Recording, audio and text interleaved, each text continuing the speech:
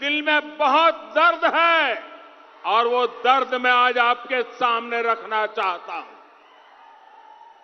अच्छा भैया, यहाँ पे मुझे बताओ, एक बात समझाओ, ये जो चील है ये यहाँ क्यों उड़ रहे हैं? ये कांग्रेस के लोग इतने निराश हो गए हैं, इतने निराश हो गए हैं, अब तो वो सोचते हैं जब तक मोदी जिंदा है उनकी दाल गलने वाली नहीं है।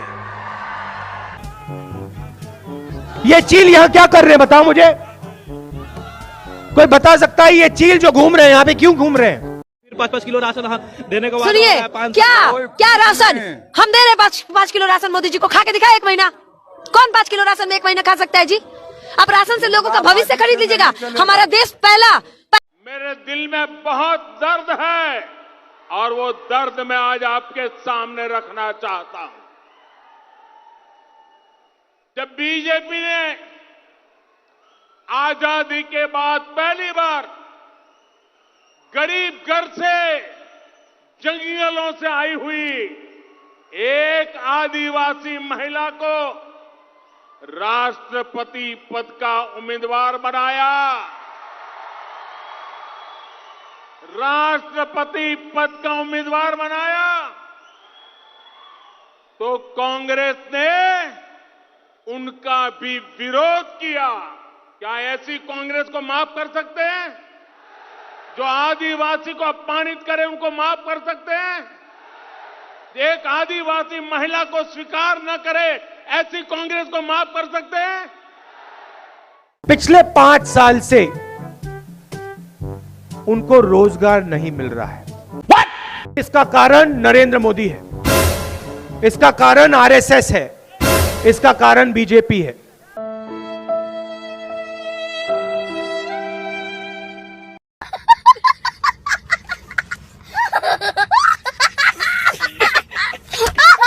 कांग्रेस के लोग इतने निराश हो गए हैं, इतने निराश हो गए हैं, अब तो वो सोचते हैं जब तक मोदी जिंदा है उनकी दाल गलने वाली नहीं है।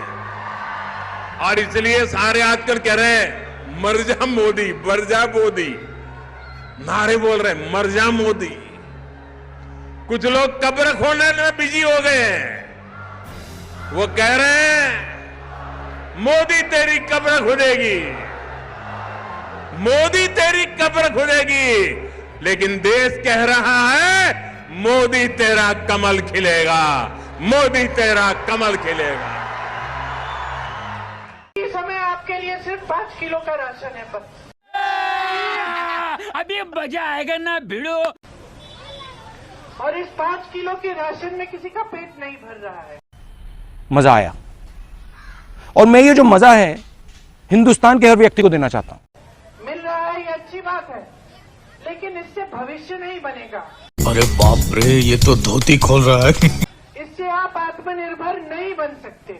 मैं आज किसी भी नौजवान से पूछूं, मैं तुमसे पूछ रही हूं, अगर मैं तुम्हें बोलूं कि मैं तुम्हें ये लोग 5 किलो का राशन दे रही हूं हर महीने, या फिर तुम्हें रोजगार दूंगी, तो तुम कौन सा चुनोगे? रोजगार चुनोगे, क्योंकि रोजगार से खुद कमाओगे, आत्मनिर्भर बन जाओगे, किसी पे निर्भर नहीं रहोगे। तो आपको समझना पड़ेगा कि जो राजनीतिक दल इस तरह की नीति बनाएगा जिससे आप निर्भर रहेंगे लेकिन आप आत्मनिर्भर नहीं हो सकते, आप अपने पैरों पे नहीं खड़े हो सकते, उसकी नीति ठीक नहीं है। ये आपको गहराई से समझना पड़ेगा। यहाँ आपके क्षेत्र में जागरूकता हमेशा से रही है, 100 सालों से रही है। हमारी और आपकी बहुत पुरानी एक परंपरा रही है, राजनीतिक जागरूकता। जो आपकी जागरूकता थी, आपके किसान यहाँ 103 साल पहले आंदोलन कर रहे थे, और जब पंडित जवाहरलाल नेहरू जी को सुनाई दिया कि यहाँ पे आंदोलन कर रहे हैं किसान, कि गरीब किसान इतने बड़े साम्राज्य के खिलाफ खड़ा हो गया है, तब वो यहाँ आए। अंग्रेजों को पता चला कि जवाहरलाल नेहरू यहाँ आने वाले हैं, तो उन्होंने सब जगह नाकाबंदी कर दी।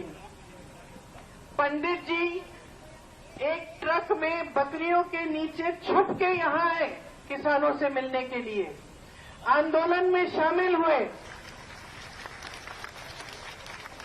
और जब किसान गिरफ्तार हुए तो जवाहरलाल नेहरू जी भी उनके साथ पहली बार गिरफ्तार हुए। ये आपकी परंपरा है।